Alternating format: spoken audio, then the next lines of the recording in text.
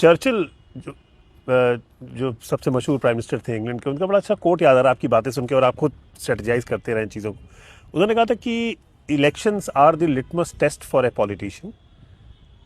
Only after a result लोग ये assess कर पाते हैं कि कौन सदन में जाने लायक है, कौन जाने लायक नहीं है। फिर उसके बाद you can make as much noise as you want.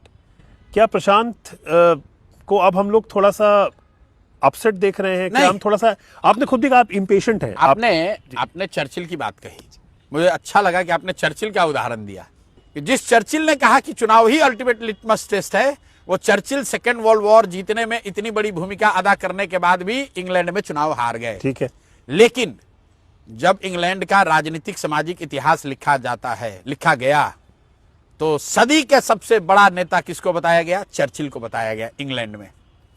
तो प्रशांत किशोर को, जन स्वराज को, इस प्रयास को, जब भी इस कालखंड का इतिहास बिहार का लिखा जाएगा, तो कोई भी ये नहीं कहेगा कि इन लोगों ने गलत किया था। लोग यही कहेंगे कि इन्होंने प्रयास किया, अच्छा प्रयास किया, मजबूत प्रयास किया, ईमानदारी शुद्धता से किया, सफलता नहीं मिली, वो ठीक बात है। आज बिहार में आप किसी भी कोने में चले जाइए, कोई ये नहीं कहेगा कि जनसुराज मतलब क्या है, कोई ये नहीं कहेगा कौन है प्रशांत किशोर।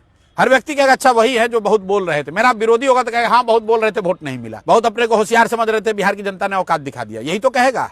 लेकिन कोई ये नहीं कहेगा कि प्रशांत किशोर ने प्रयास नहीं किया, कोई ये नहीं कहेगा कि प्रशांत किशोर ने लड़ाई नहीं लड़ी। मैं अपने भाषणों में चुनाव के रिजल्ट से पहले एक कथा हमेशा सुनाता हूं।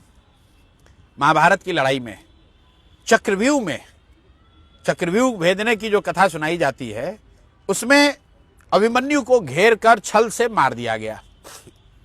ध्यान रखिए, महाभारत की उस लड़ाई में चक्रव्यूह को भेदने के उस समय, जैसा कथाओं में बताया जाता है, भगवान श्री कृष्ण पांडवों के साथ थे। स्वयं भगवान जिसके साथ थे, जिसके पिता अर्जुन, उस अभिमन्यु को छल से घेर कर मार दिया गया। लेकिन आज भी जब महाभारत की कथा सुनाई जाती है तो अभिमन्यु के प्रयास की चर्चा होती है, अभिमन्यु के वीरता की चर्चा होती है। उनको घेर कर मारने वालों की चर्चा कोई नहीं करता। एक मिनट पूरा कर लेने दीजिए। उनको घेर कर मारने वालों की चर्चा कोई नहीं करता। और उससे आगे की बात है, महाभारत चक्रव्यूह में आपने अभिमन्यु को घेर कर मार दिया, लेकिन उससे आप महाभारत नहीं जीत पाए। तो इसलिए अंततः जीत सही की होगी, सत्य की होगी।